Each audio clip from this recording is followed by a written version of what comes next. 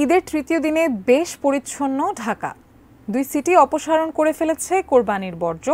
Bleaching powder ছিটিয়ে দেওয়ায় দুর্গন্ধহীন ঈদের ছুটি কাটাতে পারছেন রাজধানীবাসী। ঈদের তৃতীয় দিনেও কিছু এলাকায় কোরবানি দিয়েছেন পুরান ঢাকার মানুষ। এসব কোরবানির বর্জ্য ফেলা হয়েছে ডাস্টবিনে, তবে এটা নিয়ে উদ্বেগ নেই। প্রতি 2 ঘন্টায় একবার করে পরিষ্কার করা হচ্ছে ডাস্টবিন। 8টা 7টার দিকে এসে ময়লা নিয়ে যায় ওনারা, বাঁচতেছে 3টা, এই 4টা 5টার দিকে এসে লয়ে যাবে।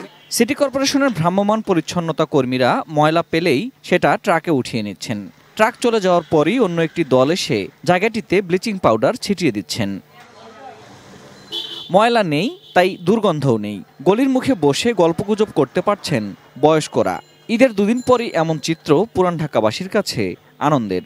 অলৌকিকের মতো মনে হচ্ছে যে দুর্গন্ধ নাই, ময়লা টয়লা নাই, আসা যাওয়ায় স্বাচ্ছন্দ্য বোধ করতেছি। নাগরিক হিসাবে বলবো যে আমরা যা চেয়েছি সবই সম্ভব হয়েছে। কারণ পরিবেশ রক্ষা করা শুধু শহর মেয়রের দায়িত্ব না, কমিশনের দায়িত্ব না, আমরা সকলের দায়িত্ব বর্তায়। তবে ঢাকা দক্ষিণের চেয়ে উত্তরের বর্জ্য পরিষ্কার হয়েছে আরও আগে। ঈদের পরের সড়ক সাধারণ সময়ের চেয়েও বেশি পরিষ্কার। Streets is very clean and everything is good and everything people is friendly.